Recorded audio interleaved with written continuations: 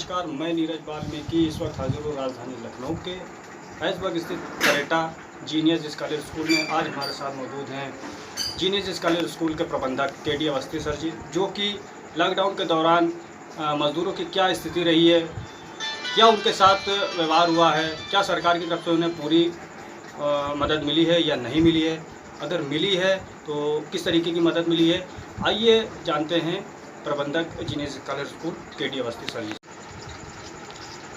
Sir ये बताइए कि लॉकडाउन के दौरान जो मज़दूर हैं उनकी स्थिति जो रही है वो किसी से छिपी नहीं है। उनको सरकार की तरफ से कुछ सहायता मिली है या नहीं मिली है, इसके बारे में आपका क्या विचार है? देखिए, लॉकडाउन के दरमियान में टीवी के माध्यम से, समाचार पत्रों के माध्यम से, सोशल मीडिया के माध्यम से कुछ छिपा नहीं है। जनता ने सब कुछ देखा है। कितना गरीब जनता को एक राज्य से दूसरे राज्य में पलायन करने के लिए पैदल चलना, भूख से तड़पते हुए छोटे छोटे बच्चे, किस तरह से क्या दयनीय स्थिति उनकी रही है, वो सरकार की तरफ से जो संसाधन है वो नाकाफ़ी साबित हुए हैं। लोग उन्हें प्रवासी नाम दे रहे हैं मज़दूरों को, ऐसा क्यों सर? देखिए, मैं इससे सहमत नहीं हूँ। मैं भारत का एक जागरूक नागरिक हूँ। और प्रवासी किसे कहा जाता है? हम लोग कहते हैं वी ऑल आर इंडियन, हम भारतीय हैं।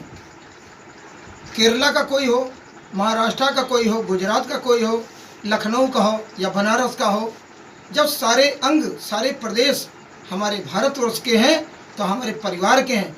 मैं तो निवेदन के साथ, सरकार से निवेदन के साथ कहना चाहता हूँ कि ये जो एक राज्य से दूसरे राज्य में ये मज़दूर काम करने जाते हैं, कामगार हैं, इनको प्रवासी न कहते हुए ये देशवासी हैं कि किसी कोने में हों, लेकिन इनको प्रवासी के जगह पर ये अपने देशवासी के नाम से पुकारे जाएं। ये सरकार से मेरा निवेदन है।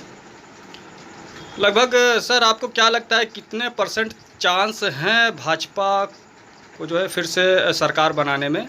क्या ये जो लॉकडाउन के दौरान जो ये हुआ है, इसको चलते क्या आप सहमत हैं कि भाजपा की सरकार दोबारा आएगी? देखिए,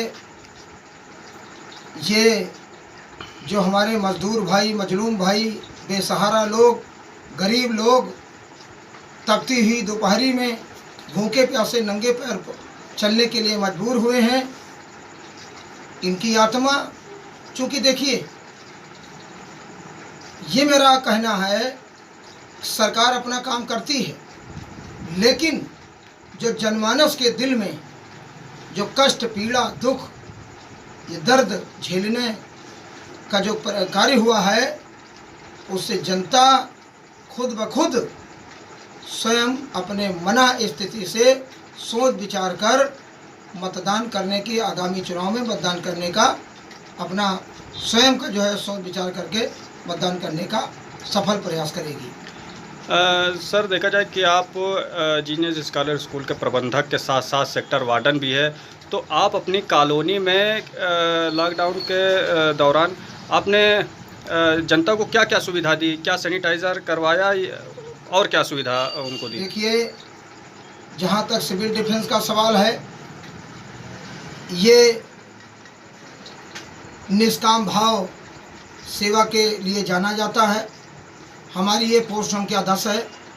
इस पोस्ट संख्या 10 में मैं बतौर सेक्टर वार्डन, श्रीमान जिलाधिकारी महोदय लखनऊ, डिवीजन वार्डन आदरणीय संजय जौहर जी और हमारे लखनऊ के मुखिया चीफ आदरणीय अमरनाथ मिश्रा जी के नेतृत्व में डायरेक्शन हुआ था। हम लोगों ने, चूँकि ये करेटा जोन हॉट स्पॉट केंद्र में तब्दील हो गया था कोरोना पॉजिटिव केस के कारण, ये कहने की बात नहीं है, सिविल डिफेंस में रहते हुए लोगों को राशन की दुकानों पर, हम लोग जितने हमारे वार्डन थे उनकी ड्यूटी लगी थी।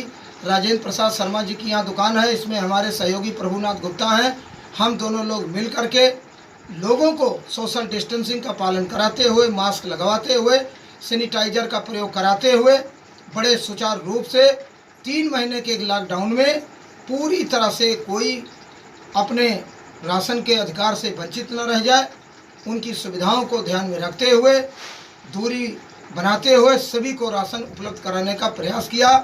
दूसरी चीज़, हमें इसमें कहने में कोई गुरेज नहीं, चूँकि सिविल डिफेंस के द्वारा जो जनहित के कार्य थे वो किए गए, और साथ ही मालवीय नगर वार्ड की सम्मानित पार्षद ममता चौधरी के द्वारा सैनिटाइजिंग, चूने का छिड़काव, नालियों की साफ सफाई, जितने भी समाज से के हित से जुड़े कार्य थे उसमें बतौर सिविल डिफेंस के वार्डन के रूप में हमने और हमारे सहयोगी ने पूरा तत्पर होकर के पूरा दिन लोगों की निष्काम भावना से सेवा किया है, जो जनता के सामने है।